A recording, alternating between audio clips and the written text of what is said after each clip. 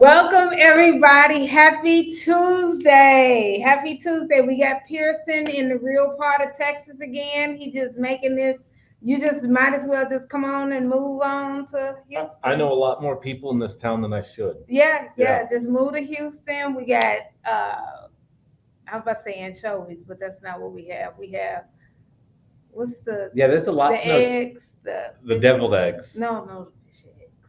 Caviar? Caviar. Oh, the caviar and the champagne. Yeah, here. Caviar and the champagne. I was going to say Houston's known by a lot of things. I've never heard someone go, if you want good anchovies, you got to go to Houston. I've never heard that. I got all mixed up. But this is the Rig on Wheels show featuring MVT. Of course, I am your host, Kameel Gaines, and we have the super funny Robert Pierson, the VP over there at the recruitment. That's like the only department, right? Yes. Sales. Yeah. I mean, we just love recruitment, right?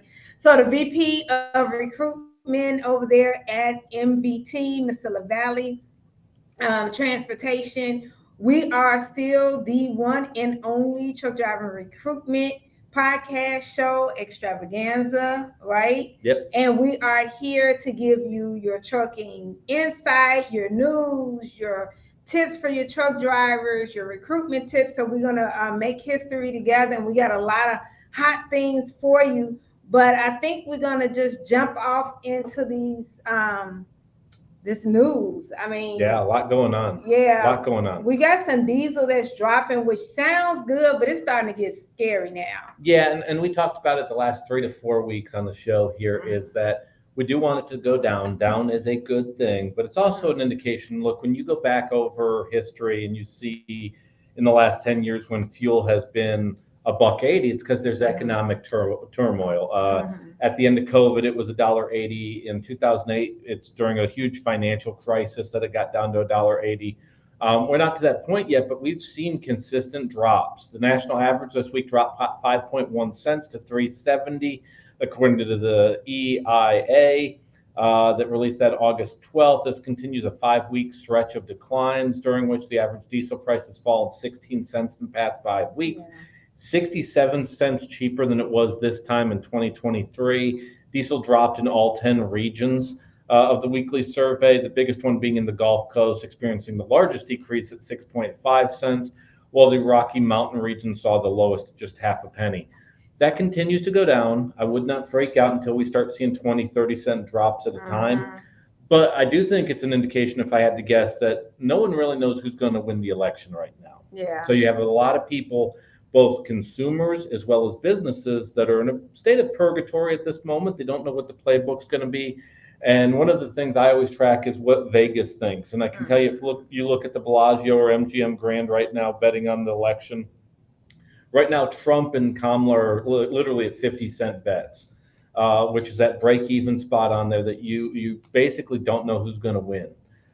So there's a lot of uncertainty around that, and that gives people some pause.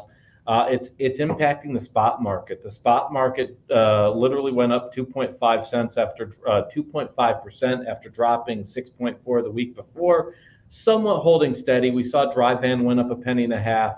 Flatbed was down 2.5. Reefer was up 4 cents. We're still sitting at that 4-to-1 ratio on dry van, which is a little concerning. We don't see a whole lot of movement there at this end.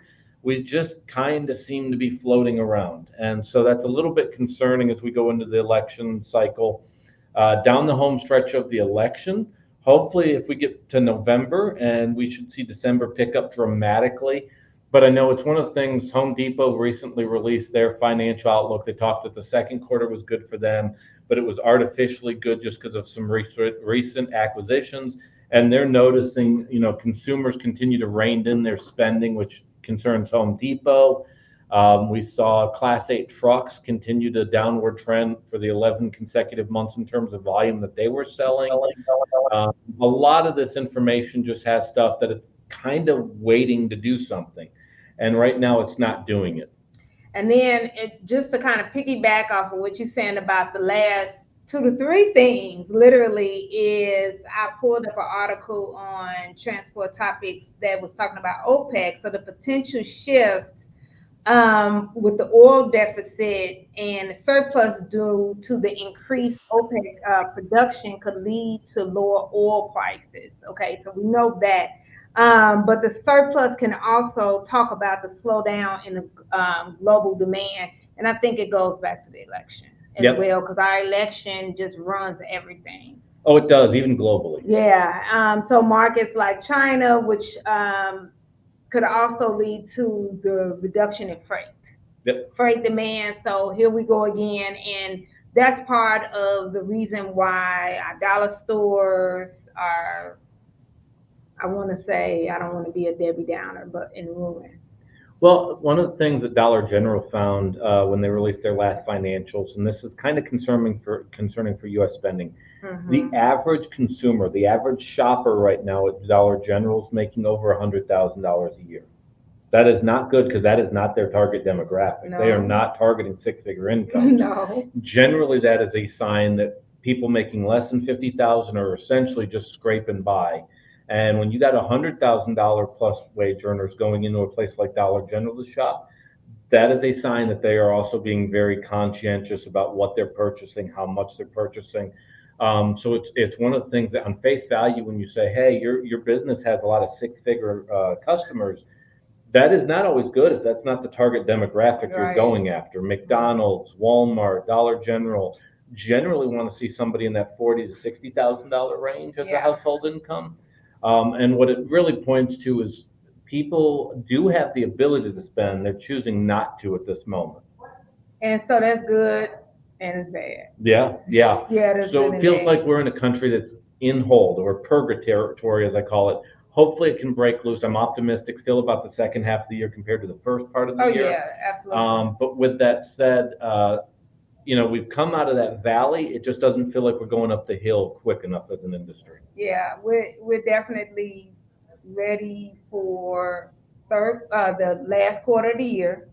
So third quarter to be over, and I guess we were ready for third quarter. I was ready for third quarter to begin. Now I'm ready for it to be over. But I'm also ready for the election, or I'm ready for Vegas to tell us who is going to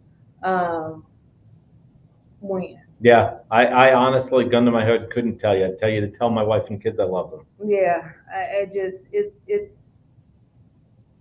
it's getting on my nerves at this point. One of the things I will share too, Texas opens the I-10 rest areas with parking for 116 additional trucks. That impacts us out in the El Paso region. Van Horn is about 100 miles east of El Paso. One of the key things there is we talk a lot about parking, and in particular in the East Coast where there's higher concentration of interstates, we see that. But some of these long stretches along I-10, I-20, I-40 tend to get into some remote areas where you don't make it to El Paso, or you don't make it to San Antonio going back the other way. So one of the things we look at is the truck stops that are adding that, but truck stops also are not always your friend as a driver. Being able to park and not at a truck stop can save you significant money at times. And so I-10, the two rest areas outside of Van Horn, both east and west, should add about 116 trucks.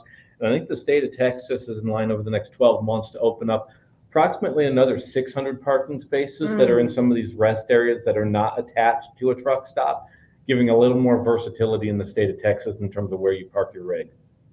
Well, that takes us to the end of our news segment here. So what I want to do is head on to a commercial. I was going to put our expert on the spot, which we still are. He doesn't know this part because I do want to put him on the spot. I want to talk about some things about MVT, but I also want him to give us some thoughts on the industry when it comes to retention and just overall what all logistic and trucking companies can do, or at least trucking companies can do But before we do that, because I think I'm just so excited, I want to talk about jobs. I want to talk about hot jobs first.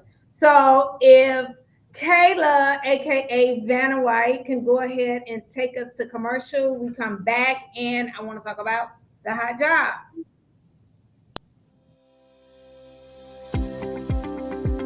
My name is Stacy Morton, and my position is OTR driver.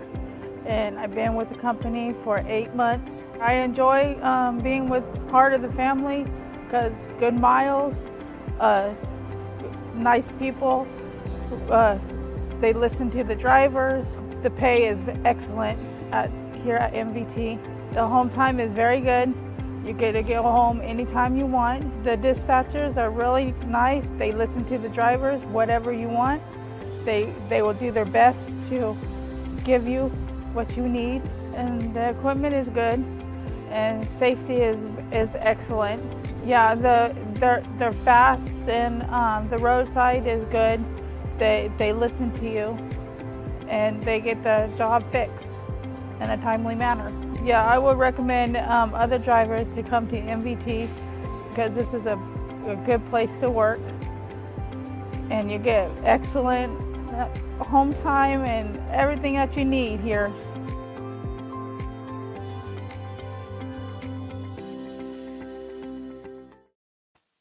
All right, everybody. So, welcome back. We are super excited, or at least I'm excited. So, let's start. If we can start bringing up these maps, the 110, if we can start there, that'll be great. Awesome. We're looking for teams, and so we do have solo opportunities, which we'll cover a little bit here. But if you're a team living in Albuquerque, New Mexico, El Paso, the DFW Metroplex, Nashville, or Memphis, we have a wonderful team opportunity, primarily going east to west, occasionally up to the northwest about 10% of the time. Average team makes between $3,600 to $4,000 a week on this run here with weekly home time. A lot of good running area, a lot of solid length of haul, a lot of drop and hook in those areas that you deliver. Again, if you live out of Albuquerque, El Paso, the DFW Metroplex, Nashville, or Memphis, very attractive running lane, good pay, great equipment, and a routine customer base. Most of the customers that are on this particular division with us have been with us 20 plus years, so they know our equipment, they know our drivers, and most importantly, your dispatcher is going to be somebody with years of experience. We tend to have most of our veteran dispatchers on this particular division. So the other thing that is kind of attractive about this, it's a collaborative work environment, and you're going to be dealing with dispatchers that in a couple of cases have been drivers themselves with us on this account. So it's kind of a unique environment, really exciting opportunities there. We could use anywhere between 5 to 10 teams on this in the immediate next couple of weeks. Again, that's Albuquerque, El Paso, DFW, Nashville, and Memphis. Can we go to the next one, Kayla? Our Southwest Regional Division. This is where we run a lot of TJ Maxx, Tesla, and a number of other accounts that are, again, direct customers, rely very rarely on actual broker loads. Division 210 averages about $1,200 to $1,400 a week for solo drivers. We have current openings out of the Phoenix or the Valley of the Sun, Albuquerque, San Antonio, and Laredo. Phoenix and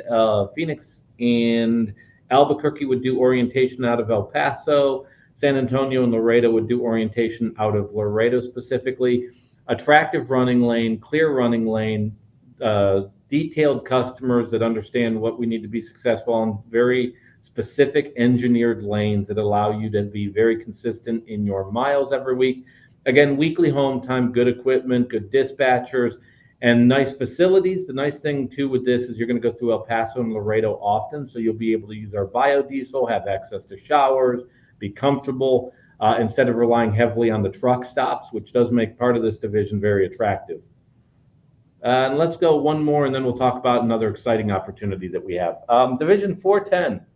So we're mainly running the southern Great Lakes states as well as the southeastern U.S., have current openings in Nashville, Lexington, Kentucky, as well as Louisville, Kentucky. You're going to get weekly home time averaging about $1,650 a week. That comes out to approximately $85,000 a year. We also have productivity bonuses that when you call in, we can give you a little more details on how those productivity bonuses work. A lot of drop and hook. This tends to be about 80% drop and hook. Good, deep customer base here. We rely on about 20 different customers that make this up. Nice dispatch based out of Nashville, and the orientation for this would be out of our Nashville terminal. So this is a nice area where you have to go far from home to get into your orientation location. Our orientation on any of our divisions either takes place out of El Paso, Laredo, or Nashville. It lasts approximately 2.5 days. We make sure to compensate you at approximately $500, so you're not feeling like you're not running freight. I know there's a lot of places where you do orientation that will give you a tip of like $50 a day. It's not the same thing you'd be making if you were running freight on the road, or at least I hope not. So we make sure to compensate you for your time, take care of your transportation and your accommodations, and get you out on the road. Once you leave orientation, you're out on a load and you're working. Generally, we're trying to get you in the direction of where you live, depending on the division, so that you can load up the truck. But this division, 210 and Division 110 are definitely ones that we have a need right now. Can you share with them how they can apply through Rig on Wheels for those divisions? Absolutely. So give us a call at 281-968-3100, 281-968-3100, or go directly to our website at rigonwheels.com and click on the link that says driver application. Complete the autofill app, complete it completely, or fill it out completely. That's probably a better way to say it. And then we'll definitely get back to you within 24 hours or less. Now, MVT has a lot of openings in other locations. So if you didn't see the city listed there that you currently reside in, MVT has other openings, as well as about 40 other clients that work directly with Rig on Wheels. So really, Rig on Wheels is going to focus on placing you in the right job that fits for you. I would like that to be Mesilla Valley Transportation, but it may not be, depending on where you live, your skill set, what you want to do ultimately with your career. So the nice thing when you call that number or apply on the website is you're going to be able to really have somebody work as your free agent. Imagine yourself as that star football player. You've got multiple teams vouching for you. They all want you. But at the end of the day, do you really want to have 40 separate phone calls? When you can have one, Nimmer and Raven and the team can talk to you and really find out what it is that you're looking for. And you can take a week-long process and really turn it into a quick 15-minute phone call as they place you in the job that's going to be right for you. Speaking of, we've talked about it for the last couple of weeks on the show. Starting September 14th, we have a dedicated opportunity that's coming in Columbus, Ohio. So if you live in Columbus, Ohio, we will have home daily opportunities ranging from $1,200 to $1,700 a week. That depends really on if you're working a day shift or a night shift. But it's home daily. It's all no touch. Literally, you'll be running places like Columbus. Occasionally, we might go up to Romulus in Michigan or Louisville and coming right back to Columbus. It's going to be very consistent pay. It's dedicated shifts, so you will have an assigned shift. You will know when your home time is. It will be daily, but you will know what days you're off. We are going to do orientation the week before the 14th. So if you call this number now, though, we're going to do a waiting list. So you're going to want to reach out. We'll get more details on the job as we approach that date sooner, but this is the time to act on it. If you or you know somebody else that lives in the Columbus metropolitan area, preferably within about 50 miles of Groveport, Ohio, call today, get your application in, get pre-qualified for the position, and you will be the first person that get calls from us going, hey, the positions are open. Let's go. Let's move forward. Again, you got to be available to start on 9/14, September 14th. So you'll start your orientation either on the 9th or the 11th. And you will be up and running starting on the 14th. We have approximately 40 openings on this role, but don't wait on it. They will go quick. We have had some early response on that end, and it is dedicated. It's home daily. It's all no touch, no endorsements required, all late model equipment, and a really good team. This account that we picked up, we've been able to keep the management team that was previously there. So they know the customer, they know how it works, as well as a number of drivers that are actively on the account that will come over to us. So there's people there that have already been on this account that can help with that training in the early stages. Yeah, so the good pieces to this account is dedicated, no touch, and home daily. Yep. And you don't need any endorsements. So it's really 4 things. So it's dedicated, no touch, home daily, and no endorsements. Yep. So that's really good. It is. Because a lot of things in the Columbus area, if it's home daily, you do need endorsement. Yep. So within the week, next time if you tune in, we'll give more details on the actual job down to the letter. But with that said, you're going to want to get your application in now. Apply in advance on that end because you will be who we call first. Yeah. So definitely give us a call at 281-968-3100 or you can text at 281-968-3100. Let us know that you want to be on the waiting list, or you can go directly to the application as well. It's the same thing. You will be able to be on the waiting list because just like Pierson said, the orientation will be either September 9th or September the 11th. And how long would the orientation be? For that particular account, 1 day. Okay, so it's a 1-day orientation. So I'm writing down everything because this is a specialized job. Yep. It's a lot different than some of the other jobs that we recruit for MVT, and it's only 40 spots available. So it's not for a driver that needs to start at the end of September or anything like that. It's literally for September 14th. Yep. And I will say this too. So let's say that you know 2 other people that you want to have drive with you and join the team out there. We'll also do referral bonuses. So if you call the number on the screen right there and you go, hey, I'm interested, and I also have a couple of my friends that would like to go ahead and have applied to this job, we will do that $1,000 referral bonus. So keep that in mind. A nice way to kind of pocket your line your pockets just a little bit as you start that account. But we'll be up and running soon on that. That's awesome. That's a good way to start quarter 4 for them. Yes, it is. That's a great way to start it off. And having kids going back to school and all of that, so you'll be able to reimburse yourself for all of kids' clothes and all of that. So that's what I'm thinking. All the kids' clothes and all of that. Yep. Or kids that you have that you just just went to college. I don't know the 2,000 will cover that part. You the college 1,000. part? Yeah, but if you refer 2 of your friends, oh you yeah, get $2,000. but it'll help. It will help. It will help. Yeah. Yeah. Oh my goodness. Like if you had to get a U-Haul and all of that type of thing, or airfare to get them to wherever they need to go, those are the things that I'm talking about. Because Michael James is going away to school, so I'm literally knowing exactly where that $1,000 for me would go. A lot of bills coming in your way. Yeah. So I specifically know. So if, like we said, if you're definitely interested in being on that waiting list, give us a call or text or go directly to the website. So the number again, if you could put it back up there, Kayla, 281-968-3100, 281-968-3100, or go to the website at rigonwheels.com and click on driver application and complete the app. That'll be great. Yep. Let's become coworkers sooner rather than later. Yeah, this is going to be an awesome account. And remember, it's only 40 positions that will start September 14th, and your orientation will be either the 9th or the 11th, right before the start date. Okay, for a 1-day order. So let's go ahead. Did you have something else you wanted to say about that? No, we're good to go. That's pretty fantastic about that home daily position. And remember, the pay is between $1,200 and $1,700 a week, depending on what shift. Really, we have what we'd call stores and XTD. Okay. So the stores are your day shifts. They're going to be anywhere between $1,200 to $1,400. You're delivering to stores primarily Monday through Friday. The $1,500 to $1,700 range is what we call, it's similar to just-in-time freight. You have set runs at night, and it really becomes important that you're on time because you got to be there at specific times.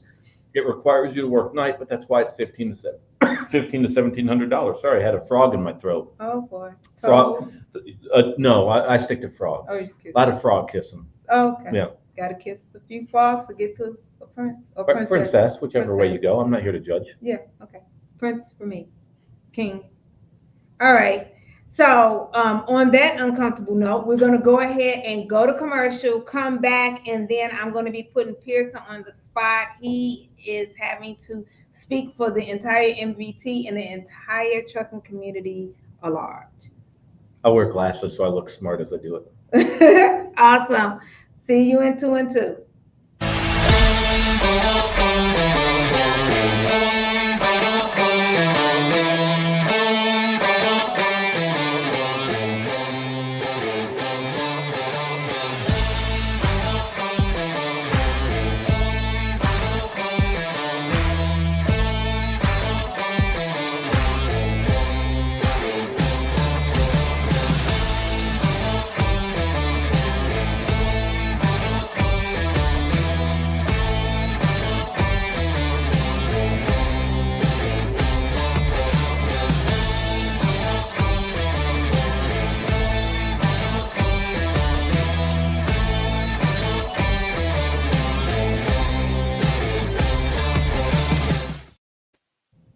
Okay, Pearson. Now, I didn't give you any heads up on this conversation, right? Let's go. No, because you was too busy drinking your 90 proof smart water. Yeah, these answers are brought to you by Smart Water. So we'll see how these go. Okay. So now we like to talk about a lot of retention strategies and things like that. So I know you partner up with Hello Retention, but beyond that, um, let's talk about a few retention strategies. Yeah. So some of the things that I have down is regular check-ins, feedback loops, career development, which you talk about all the time, building supportive culture, personalized engagement. When I say these things, tell me the thing that pops up first when I say regular check-in, almost like a game. Yeah, I'm going to say being able to physically talk to somebody. Okay. When I think of that regular check-in, and we rely as an industry so heavily on our in-cab communications, and it's a valuable tool, it's an important tool. There's a lot of value to being able to talk to somebody and just physically have a conversation, and not everything can be done in a text format. It's why night and weekend coverage on phones is so important. It's Okay. why during the day having a dispatcher that understands and has a conversation with you is so important. Again, I think technology is a great thing, and we have to utilize the in-cab communication. But I think as an industry, we fail to build that relationship because we don't talk to people. We simply want to send a quick message, a quick dispatch, a quick navigation.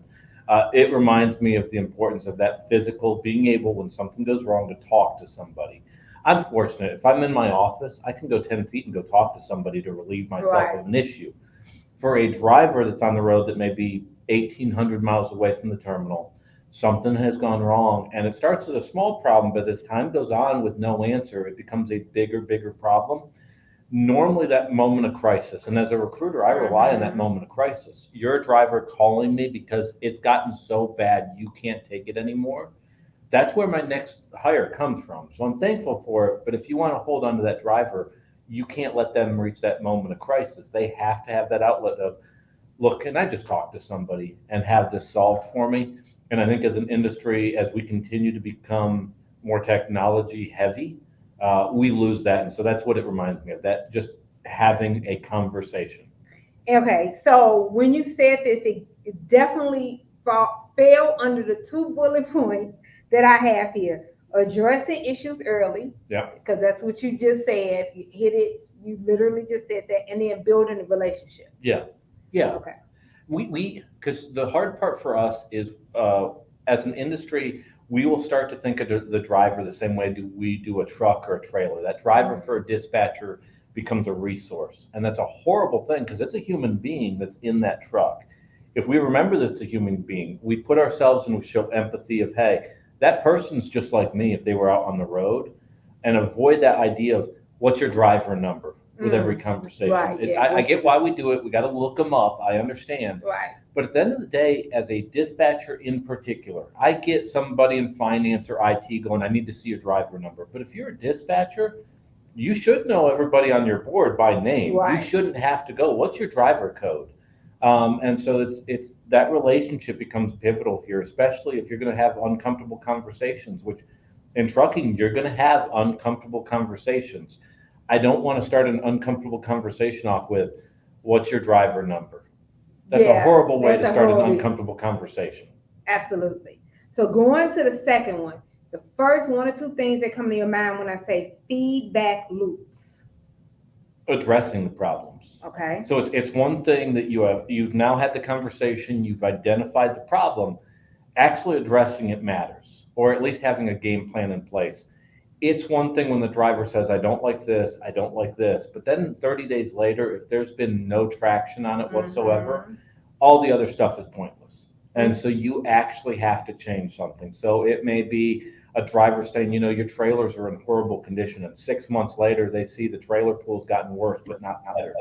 For that driver, that's a deal breaker. Absolutely. It may be that the driver says, look, every time I go to this customer, I wait 5 to 6 hours, and what I'm getting paid attention doesn't make up for the lost miles, but nothing ever changes. At a certain point, that driver again reaches that moment of crisis when they go, nothing's ever going to change. I can complain and you're listening, but nothing ever changes. Yeah, absolutely. So what I have down under there is a two-way communication, which is basically implementing the feedback that you got. That's what you just said. Yep. And then continuous improvement. So continuously getting the feedback and improving on it. Yep. Because retention isn't just a one-time fix. You have to continuously improve on it. Yeah, and you see it on your end. You have drivers that apply to you that have been at their same employer 10 years. Mm-hmm. Now, not as many of them, but you'll have a 10-year person call you up looking for a job. And they'll rely heavily on you in particular because they've not been in the open job market in a long time. So things have changed a lot in 10 years. Those drivers, just because you've held on to them for 90 days or 6 months or whatever your initial stage is, you can't forget about them. They still are, if anything, they're more important now because you've invested into them. Yeah. And so being able to go, hey, we identified, and you and I talked about this, we've made these changes, and acknowledging that if you notice these changes, that driver noticing the changes becomes important, and getting that feedback matters. Yeah, absolutely. Yeah, because you don't want to have to continuously train somebody, but not just that. Those particular drivers, knowing that you did that, it's a lot of buy-in, and then they'll be able to tell a new driver that. Yep. That's what that is. Okay, so the first one or two things that come to you: career development opportunity. Yeah, it's thinking beyond the first 90 days. We're so focused on getting a driver into a truck at this moment as an industry that we don't really think beyond the first 90 days. And you'll have a driver that's 2 years into the job is literally going, I'm making what I made then. Nothing's changed, and I'm just kind of spinning my wheels here, figuratively and literally. So the key thing here is, what do you want a driver to look forward to 5 years from now? With us, as an example, they will start out doing no-touch dry van, but they may get a passport. Now we can utilize them for some business that's coming our way going up to Canada. It could be a driver that, if you look at our orientation and our road testers, they came from drivers on the road and they transitioned into those other occupations. We have our trainers. We have owner-operators that start as a company driver and then eventually get their own truck. It is having a career path beyond just the first 90 days. And we don't do a good job as an industry. We're so focused, so heavily focused on today, that if we don't think about a driver's career path 6 months, 2 years, 5 years from now, you will always be feeding the beast. You're literally bringing them in the front door and watching them go out the back door because you're not working towards anything. You're literally just trying to get through today. And that is a serious burnout. It is. That is a serious burnout. So you did talk about the pathway to growth, but it's one thing that you didn't talk about, and you guys at MVT do this very well, and it's a part that everyone else does it in September only, but you all do it every quarter. So talk about that. Yeah, we do driver appreciation once quarterly, and part of that is, it's so easy to give people negative feedback. It's important to give positive feedback. And I don't care if you're a driver, if you work in the guard shack, if you're a corporate attorney, everybody needs a little hug once in a while. I don't care how much you want to man up and go, I'm good. Right. We all like a little bit of a pat in the back and, hey, you're doing a good job. Absolutely. It allows us that face-to-face interaction that a lot of carriers might not get. We take pride in the fact that we physically get to see our drivers more often.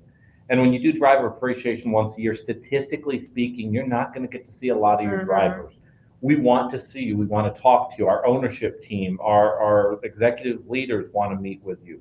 So that becomes really important. And the other part of it, though, MPG bonuses and the car giveaway and promotions of drivers and transitioning drivers into other roles. We want the drivers to know it's one thing to say you're doing a bad job. It's another thing to go, you do know you're doing a good job. Like, we're really impressed with you. Too often, and I go back to this, and it might be over dramatic, how many marriages end because the spouse doesn't know what the other thinks of them? Literally, that communication breaks down. They don't know. And what starts out as a good marriage ends badly, and it's purely because they stop talking to each other. The same thing in the work environment. Your coworkers, be it your peers, your superiors, people under you, they should know, am I doing a good job? Do you like working with me? If they don't know that, that marriage or that employment situation is going to come to an end, unfortunately. You're kind of going into my next one, but you did get to the point where I was saying the first one was pathways to growth. It's part of the career development opportunities in recognition and rewards. Yep. Okay.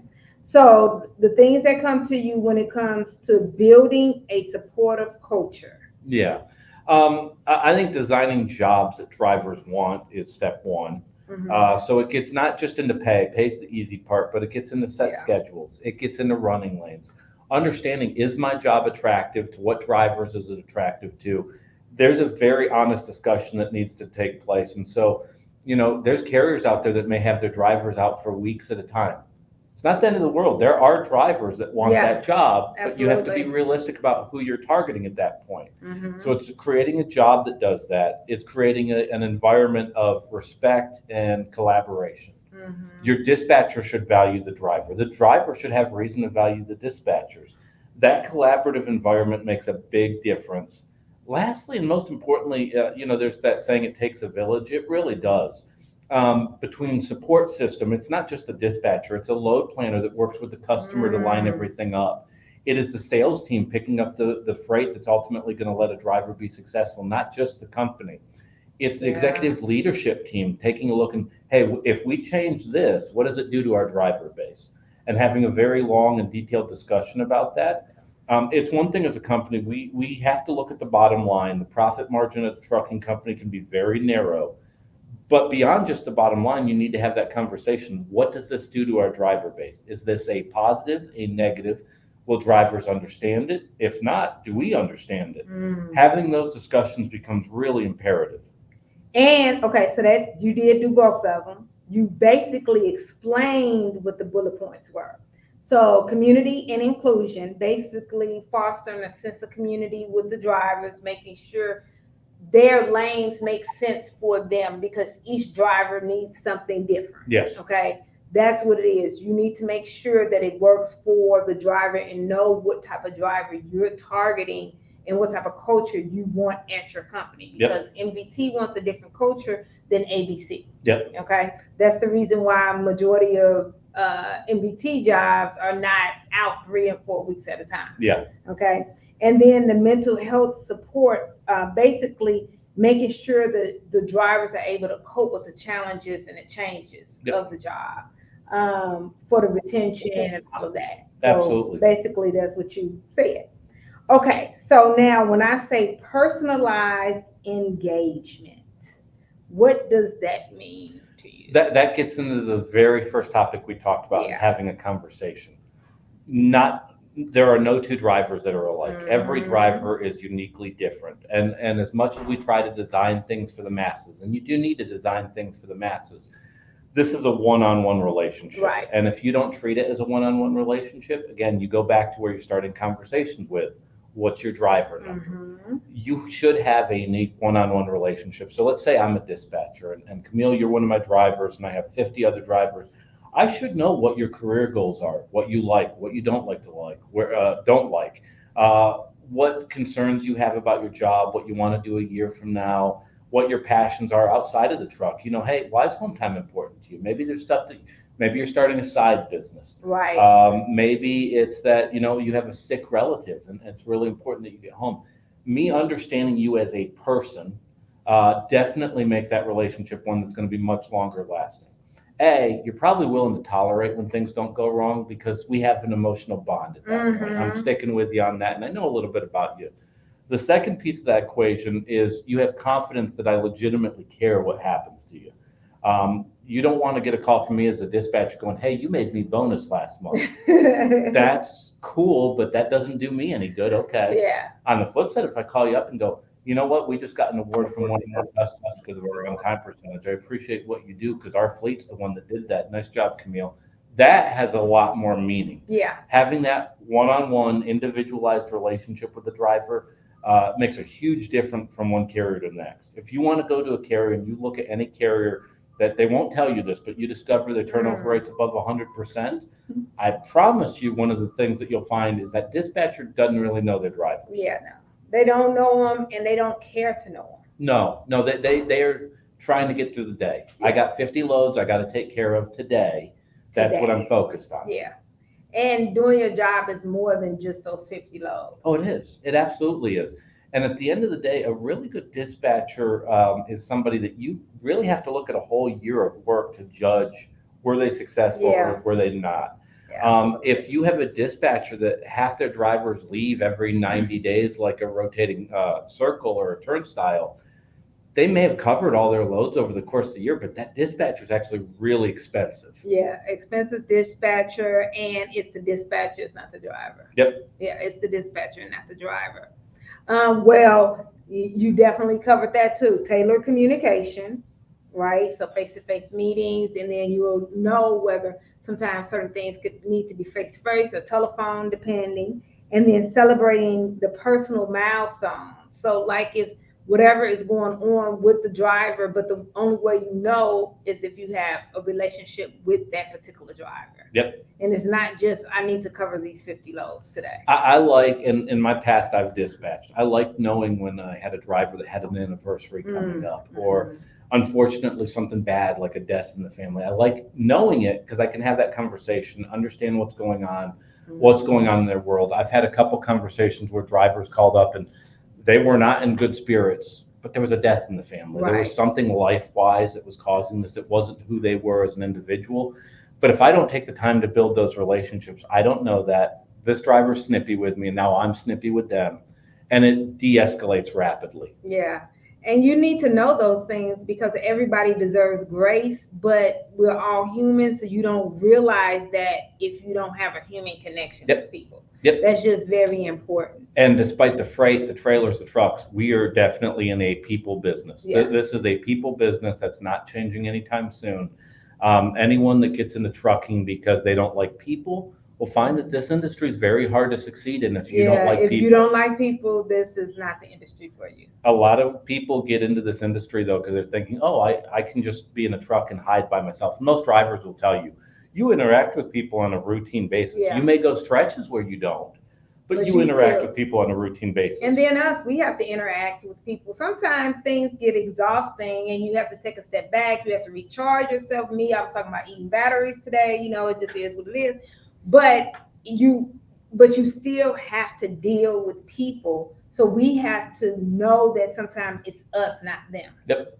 So it's a self-awareness part as well, dealing with this job. It is. It's good to be humble. Yeah. It is good to be humble. I will tell you right now. Trucking will do that to you. Oh, it is. And one of the things that we do is all of our management teams and a lot of our employees take what's called the personality index. And it will kind of tell a little bit about your personality. And the real purpose of that is to help you interact with other people.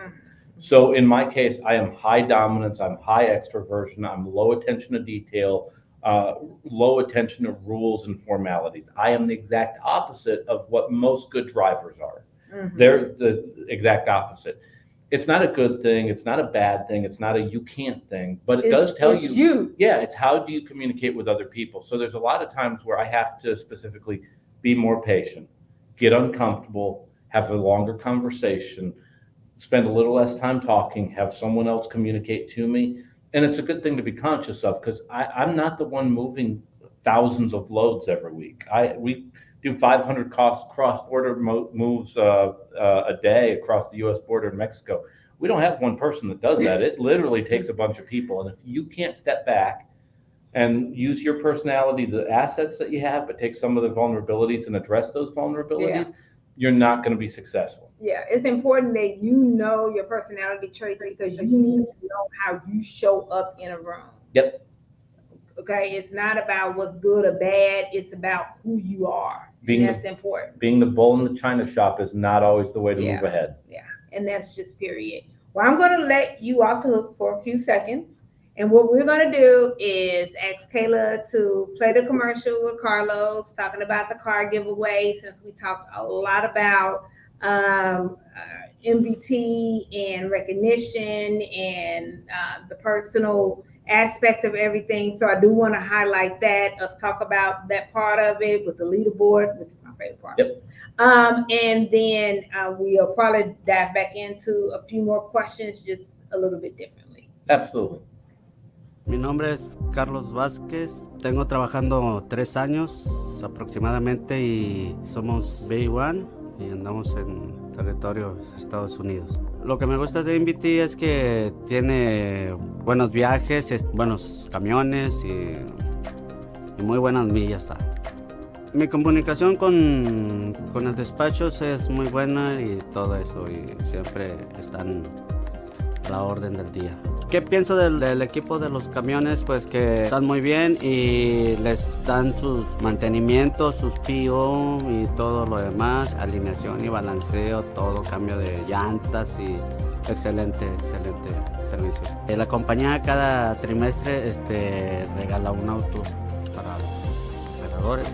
Me motiva pues y, pues, para dar el 100, como dicen, para la compañía. We are back. I'm letting them off a little bit. We're going to talk about some fun stuff before we get back into you being the expert of all and having to speak for the entire industry. I don't mind. Okay. So I literally love this part of everything because I like the career path. When it comes to MVT, not just, the drivers can go on to being trainers and different aspects, but the fact that you have a department that is specialized in helping the drivers win a car. Yeah. We have a good group of people that work in what we call driver services, and their sole function is the career development of our drivers. Mm-hmm. Now, that's both long-term as well as short-term. And it could be, hey, I got a ticket, or I had too many hard brakes. It could be something small like that we just need to refine what we're doing on the road. Or it could be larger. What do you want to do with the next 20 years of your life in this industry? One of the areas they really focus on that is with our MPGs, and we are passionate and excited about it. Our owner, Royal Jones, owns a speedway called Vado Speedway out of New Mexico. So he is obsessed with miles per gallon fuel economy, and he's carried that passion over to the trucking side of the business. In an industry that averages about 6 to 6.5 miles a gallon, we average about 9 to 9.5 miles a gallon. On a fleet of our size, that saves us about $46 to $48 million every year in fuel savings. Okay. It's a big amount of money. The number one factor in that is driver behaviors on the road, though. There's about 25 different things that we do for our fuel economy, but at least 50% of the results come directly from our drivers. We want to reward our drivers. We have some drivers hitting incredible totals on MPG. Last quarter, our winner of a car had 12.6 miles per gallon. We are now basically doing bets amongst people, the drivers as well as internally, of who's going to hit 13 for the first time.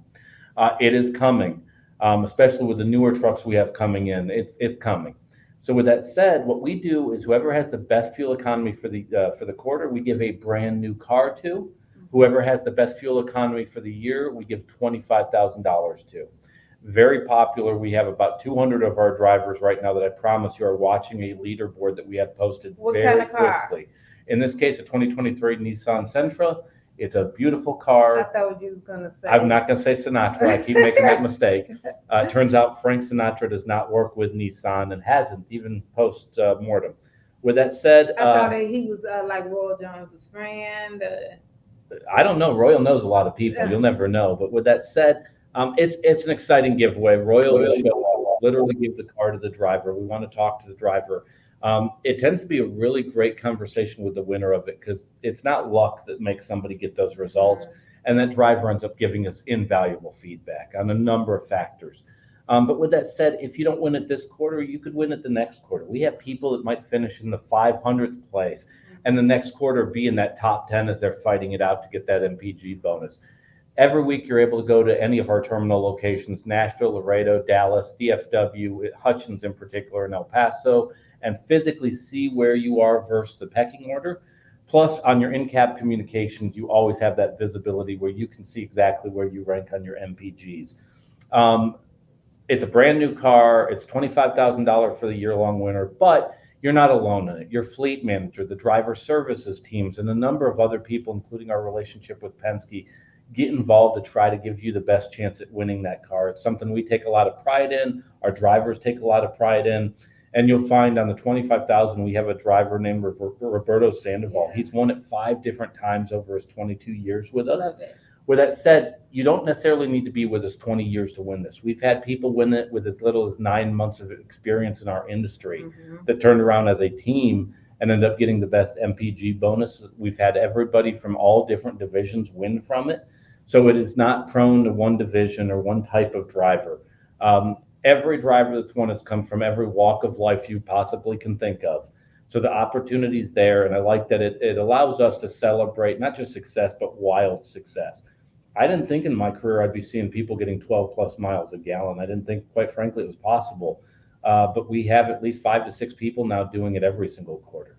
Yeah, that's pretty fantastic. Yeah, it's impressive. It's impressive. There's a lot of companies that will tell me I get stopped at truck shows and I get called a liar because I'm told there's no way you can do that, but we have the stats to back it up. We just have better drivers than they do. You got the receipt. I do. We got the receipt. That's what the young folks say. Yes. I got the receipt. I know that one. Don't do other ones, but I know that one. You know that one. I've been waiting all day to say that. But, I think that that's fantastic. And so did we talk about the leaderboard? Yep. Okay, that's my favorite part. Oh, yeah. And here's the thing. If you like competition, most successful people have that game on switch that, hey, game's on. And what will happen a lot of times that people aren't really even focused on it. We'll get somebody that halfway through the month, all of a sudden, halfway through the quarter, looks at the board and goes, oh, I got a chance at this thing. Now we're going to get serious about it. Yeah. Yeah. Once they see that they're somewhere on there, or even if they don't think that they have a real chance, but to see that their name is somewhere within the 50 range, they're like, okay, this is real. Yeah, we've had a couple winners that described it to me that they didn't really plan on winning it. They just wanted to keep on focus and going higher and higher up that board. And the next thing you know, I was in the hunt. It wasn't that I had one good big thing. It was a combination of things.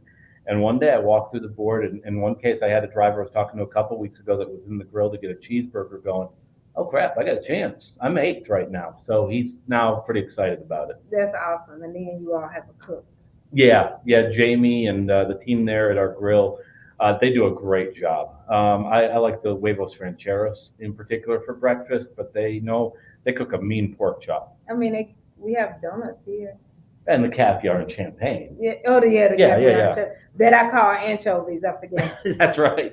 Small mistake. It's almost the same, kind of, sort of. As I've said, when in Houston or when in Rome, I always get it wrong. Yes, it's something like that.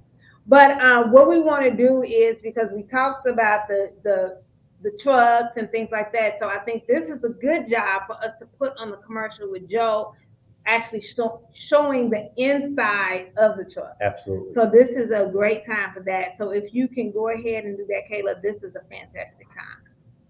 At Mesilla Valley Transportation, every driver is behind the wheel of a late model International LT, a truck that takes comfort, convenience, and safety to a whole new level. Join us as we explore the impressive features of this powerhouse on wheels. The open road is full of surprises, and sometimes that includes unexpected encounters with wildlife. But worry not, the International LT has you covered. The front end protection guard offers an extra layer of defense, protecting you from animal strikes. Drive with confidence, knowing that you're shielded from the unexpected. We all know how important it is to keep our batteries charged, and our International LTs have your back.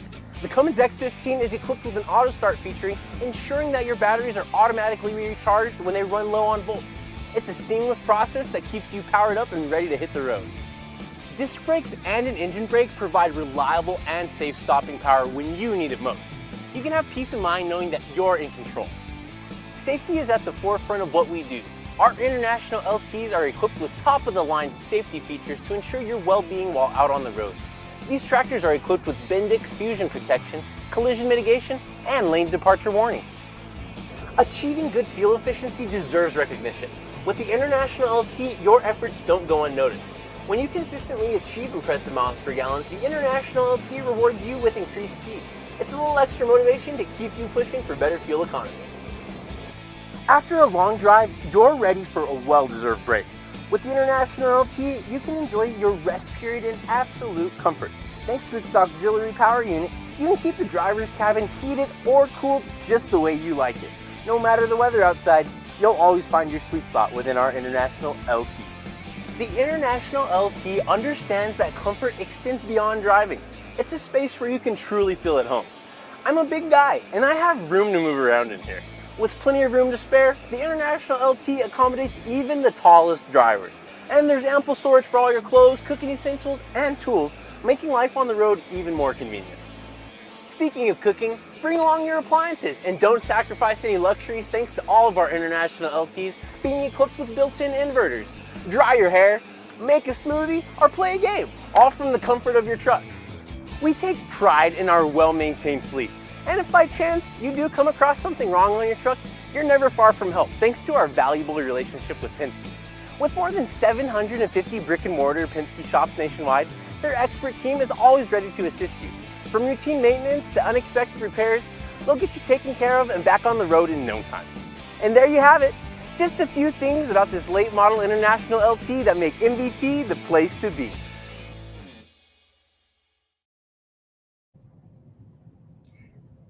Hey, everybody. Well, this is at the end of the show, and absolutely, I think Joe has said it all for us, and there is nothing else to. Yeah, great equipment, great people, a lot of opportunities, and of course, good home time. And we have the dedicated opportunity coming up there in Columbus. We covered a lot today. Yeah, absolutely, absolutely. So what we want to do is go ahead and tell everybody goodbye, good night, and be safe. Bye.